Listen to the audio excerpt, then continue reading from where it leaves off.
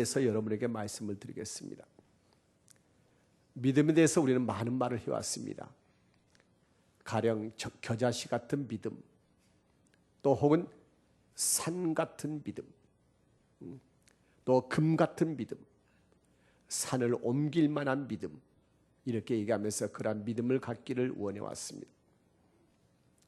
그러나 생각을 해봅니다. 우리가 아무리 믿어도 우리의 믿음을 받아주실 그분이 우리를 믿지 못한다면 우리의 믿음이 무슨 소용이 있겠느냐 하는 생각을 해봅니다. 요즘에는 자주 지난 날을 돌아보면서 또 혼자 많이 또 뉘우치고 회개하고 하나님의 은혜를 또 느끼곤 합니다. 그러면서 질문할 때가 많이 있습니다. 하나님, 그때도 하나님께서 나를 붙들어 주셨습니다. 그때도 하나님께서 나를 포기하지 아니하시고 나를 다시 세워주시는데 왜 그러셨습니까? 한마디로 말하면 저의 목회는 하나님에 대해서 끊임없이 반항하고 하나님의 믿음을 배신하는 목회가 아니었는가 하는 생각이 들 정도입니다. 좀 지나친 표현일지 모릅니다만 그러나 저를 제가 압니다. 하나님 앞에 수없이 약속하고 그 약속대로 지키지 못했습니다. 여러분에게 끊임없는 요구를 하면서 그 요구대로 나는 행하지 못했습니다. 정말 많이 부끄러운데도 하나님께서 이곳에 세워주셨습니다. 그러면서 내가 이곳에 설 수 있는 근거가 무엇인가를 생각합니다. 어떻게 해서 내가 이곳에 지금까지 설 수 있느냐는 것입니다. 그러면서 하나님께서 나에게 주신 말씀은 하나님께서 그래도 나를 믿어주셨기 때문에 오늘까지 이 자리에 설 수 있다는 것입니다. 하나님은 나에 대한 믿음을 갖고 계신다는 겁니다. 누가 뭐라 해도 나는 너를 믿는다고 하나님께서 말씀하십니다. 약하고 때로는 비겁하고 때로는 나를 들이받기도 하고 나를 모른 채도 있지만은 그러나 나는 너를 믿는다. 네가 내 양을 잘 먹이고 인도할 줄로 믿는다. 너의 부족한 것과 너의 약한 것은 내가 채워주마. 그리고 너의 모든 죄와 허물은 내가 씻어주마. 내가 너를 믿는다. 그러니 강하고 담대하게 내 말을 전하라고 말씀하십니다. 아버지가 나를 믿어주셨다고 하는 것이 바로 내가 목회할 수 있는 것의 근거가 되는 것입니다. 그러면서 그런 장면도 생각해 봤습니다. 천사가 하나님 아버지에게 하나님, 저 이동준 목사 좀 손 좀 봐주셔야 하지 않겠습니까? 그러면은 하나님께서 껄껄 웃으시면서 나도 다 잘 안다. 그러나 나는 그를 믿는다. 조금 기다리면은 제정신 돌아가지고 목회 잘할 것이다. 여러분, 이게 40년 동안 계속됐습니다. 그리고 나는 이것이 바로 하나님의 은혜라고 이렇게 고백합니다. 내가 고백하는 하나님의 은혜 안에는 나를 끝까지 믿어주시고 끝까지 나를 붙들으시는 하나님의 나에 대한 믿음이 있다는 것입니다. 여러분, 오늘 욥기 사건을 우리가 함께 묵상합니다. 하루는 하나님께서 사탄에게 너 땅을 두루 돌아보았느냐? 욥을 보았느냐? 얼마나 신실하냐? 얼마나 정직하냐? 그는 악에서 떠난 자니라. 본래 사탄은 거짓말로 속이고 터무니없는 말로 가서 모함하는 일이 사탄의 일입니다. 그러자 사탄이 말합니다. 하나님, 다 이유가 있지 않습니까? 하나님께서 복을 주시니까 그렇게 할 건 당연하지 않습니까? 하나님께서 만약에 주신 거 다 뺏어가면 당장 하나님 욕하고 돌아설 겁니다. 그래서 하나님께서 그래? 너 한번 마음대로 해봐. 다 네 재물 마음대로 해봐. 2장에서는 사탄이 그럽니다. 그래도 아직 몸이 성하니까 그래도 하나님을 믿는다고 하지 자기 몸이 병들고 죽게 되면 하나님 모른다고 돌아설 겁니다. 그래 생명만 해치지 말고 마음대로 몸 가지고 놀아봐. 끝까지 욥은 그 믿음을 지켜갑니다. 여러분 욥의 그 믿음 뒤에는 하나님께서 욥에 대한 신뢰, 하나님의 욥에 대한 믿음이 있다는 것입니다. 나는 오늘 여러분에게 욥의 믿음에 대해서 얘기하는 것이 아니라 하나님께서 욥을 끝까지 믿어주셨다는 데 대해서 말씀을 드리려고 하는 것입니다. 하나님께서는 욥이 어떠한 상황 속에서도 가진 것을 다 잃어도 온몸에 병이 들어서 죽게 돼도 하나님을 결코 떠나지 않을 것이라고 하는 것을 믿고 계신다는 겁니다. 욥이 하나님을 믿기 전에 하나님께서 욥을 믿어주셨다는 것입니다. 아마 이 과정에서 천사들은 염려했을지 모릅니다. 재산 뺏기고 자식 다 뺏긴 것도 대단한데 온몸에 병이 들어서 아내까지 저주하는 판에 위에서 천사들이 볼 때 너무 심하다. 저렇게 가다가는 욥이 하나님을 혹시라도 모른다고 하면 어떡하나 염려가 됐을 것입니다. 그래서 아마 하나님의 참모들이 있었으면 하나님에게 얘기하지 않았겠습니까? 하나님, 저 사탄 너무 심한 거 아니에요? 하나님께서는 뭐라고 하셨겠습니까? 염려 마라. 나는 욥을 믿는다. 내가 욥을 믿기 때문에 그에게 어떠한 것도 다 허락했노라 이렇게 말씀하시는 겁니다. 여러분 우리가 이렇게 찬송하지 않습니까? 주 예수 내가 알기 전 날 먼저 사랑했다고. 내가 주님을 나의 구주로 고백하기 전에 주께서 먼저 나를 택하셨다고. 우리는 주님 앞에서 믿음을 얘기합니다만 그러나 내가 믿기 전에 하나님께서 우리를 믿어주시고 끝까지 신뢰하시고 어떠한 경우에도 우리를 붙잡아 주신다는 것을 우리는 알아야 합니다. 성경을 보면은 전부 다 하나님께서 우리를 믿어주시는 이야기입니다. 우리 인간이 하나님을 어떻게 믿을 것인가에 대한 것만이 아니라 하나님께서 우리를 그렇게 믿어주시고 신뢰하시기 때문에 하나님께서 변함 끝까지 믿어주시기 때문에 성경의 사건들이 이루어지는 것입니다. 여러분 잘 아는 탕자의 비유를 어느 날 둘째 아들이 아버지에게 얘기하지 않습니까? 아버지 내 몫을 주시오. 그러자 아버지는 말없이 둘째 아들에게 넘겨줄 유산을 미래서 줍니다. 며칠 못 가서 이걸 전부 다 팔아가지고 목돈으로 만들어가지고 외국으로 떠납니다. 아버지가 말릴 듯 하지만 말리지 않습니다. 얼마 못 가서 돈을 다 허랑방탕 탕진하고 거지가 됐습니다. 아버지가 그렇게 될 줄 몰랐을까요? 다 알지요. 왜 모르십니까? 아들이 이걸 가지고 와서 다 탕진하고 거지가 될 걸 알았습니다. 그러나 아버지가 믿는 게 있습니다. 저놈이 어느 땐가는 자기 자신을 알고 사람 돼가지고 돌아올 것이다 라고 하는 믿음이 있다는 것입니다. 여러분 우리 생각에 외국에서 둘째 아들이 온통 다 난리를 친다는 얘기를 듣고서 큰형이 가만히 있었겠습니까? 아버지, 동생 얘기 들으셨지요?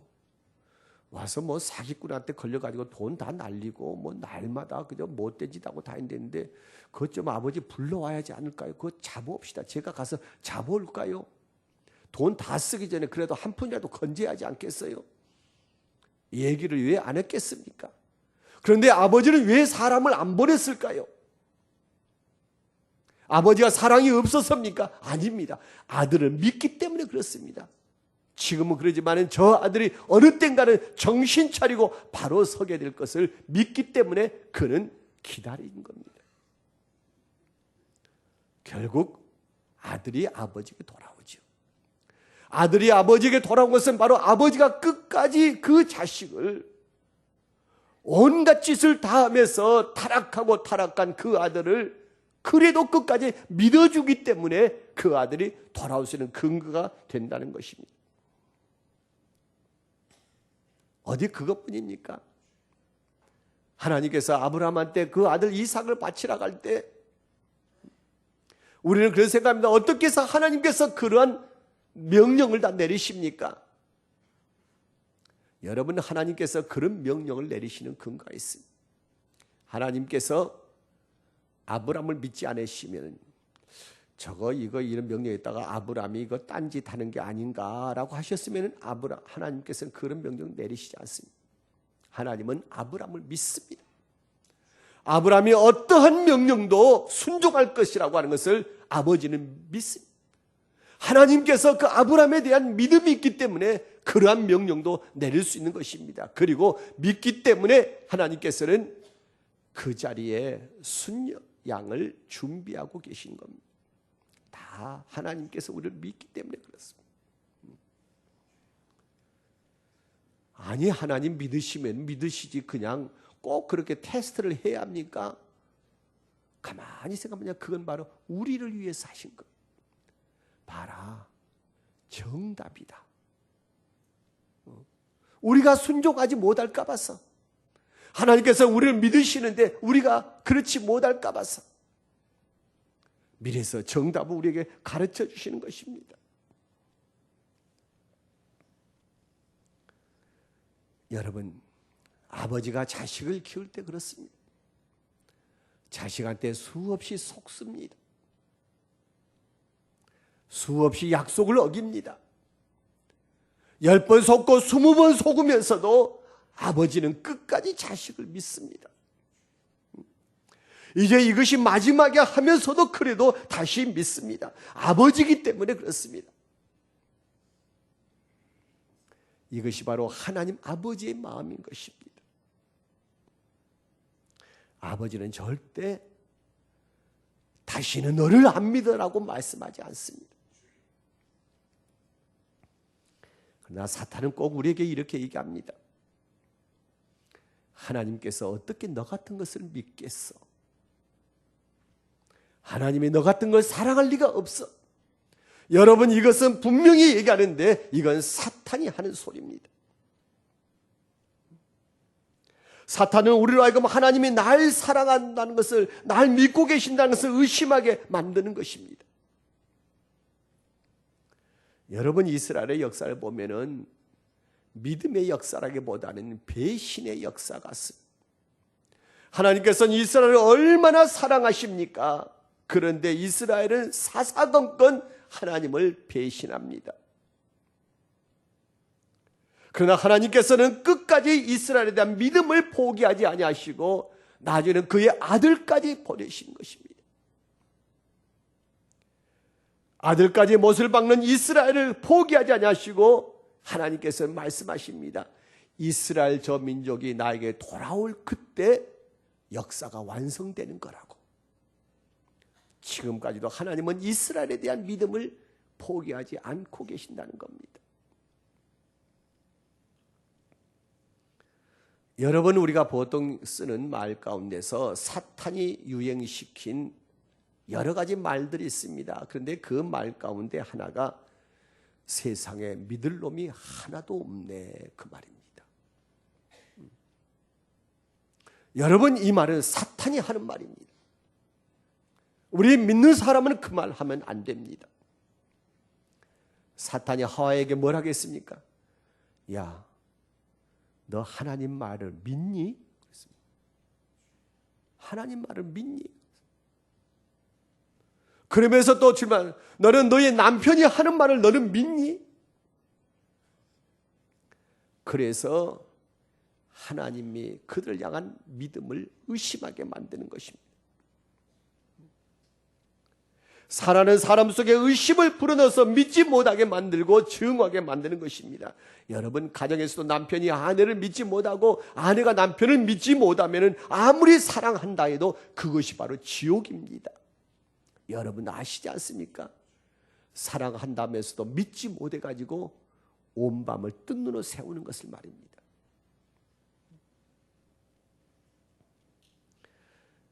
여러분 목회하면서 가장 큰 문제가 우리가 서로 믿지 못하는 것입니다.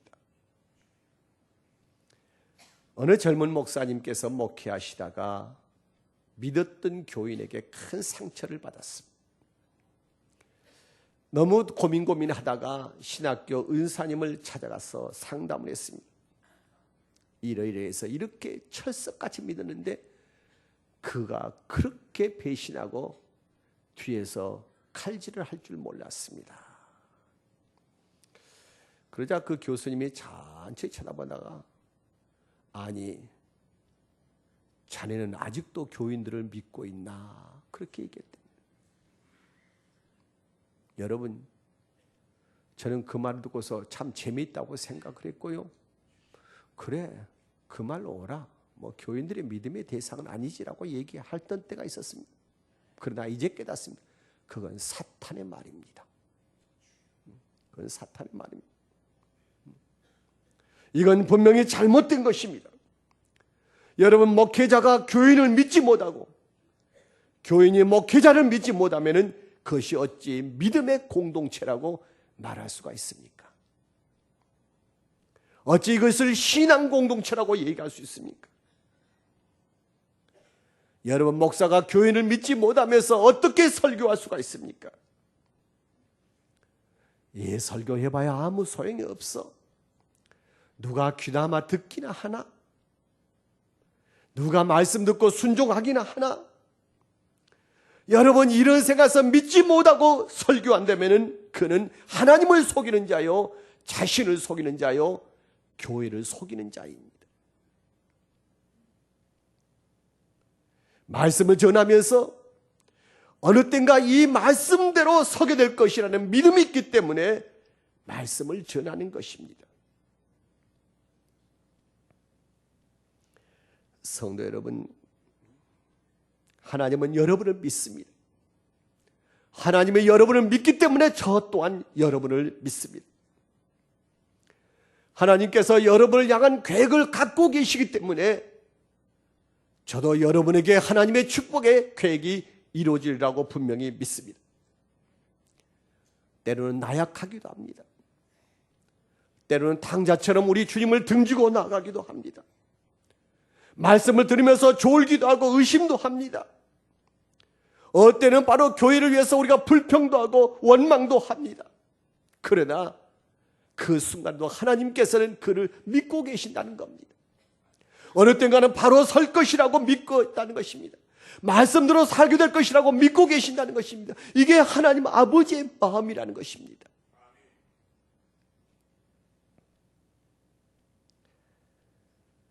여러분, 사탄이 그럴 때 얘기하죠. 목사님, 그러지 마세요. 믿는 도끼에 발등 찍힌답니다. 잘 압니다. 우리 주님께서도 수없이 발등을 찍히셨습니다. 이스라엘에게 수없이 발등을 찍히셨습니다. 이스라엘을 믿고 그렇게 사랑하셨건만 이스라엘은 수없이 하나님을 배반하고 하나님의 발등을 찍었습니다. 예수님의 제자 베드로는 어떻게 했습니까? 제자 베드로에게 우리 주님께서는 발등을 찍히셨습니다. 믿는 도끼에 그렇게 신뢰했던, 그리고 너 위에 교회를 세우라고 말씀하셨던 그 베드로가 예수님의 발등을 도끼로 3번을 찍었습니다. 3번을 모른다고 부인하지 않았습니까? 발등을 찍혔다고 해서 우리 주님께서는 베드로를 믿지 않으셨을까요? 아닙니다. 베드로를 그 순간도 믿으셨습니다. 그리고 주님께서는 베드로에게 내 양을 치라고 말씀하셨습니다.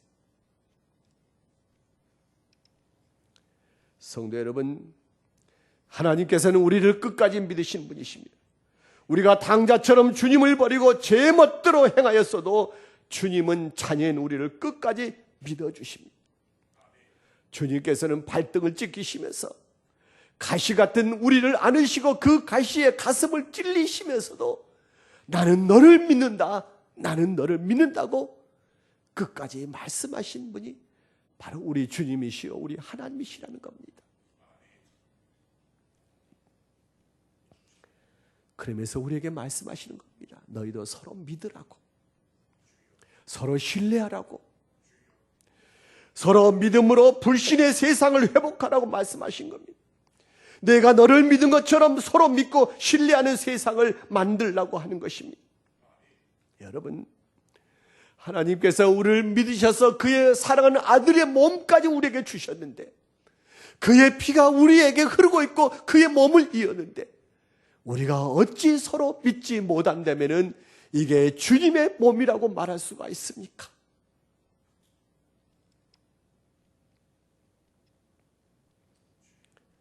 주님께서는 우리에게 내 아들아 너를 끝까지 믿는다고 말씀하시는 겁니다. 그러게 우리는 서로 믿어야 합니다. 비록 세상이 나를 속일지라도 나에게서 믿음을 뺏어갈 수는 없습니다. 속임과 거짓의 세상을 이기는 것은 오직 하나님께서 나를 사랑하시는 그 믿음을 가지고서 우리가 하나님을 사랑하고 우리의 이웃들을 사랑하는 것입니다. 우리가 바로 하나님에 대한 믿음과 교회에 대한 믿음과 우리 서로에 대한 믿음이 이 사회를 회복시키는 것입니다. 불신과 거짓의 세상을 고치는 것입니다.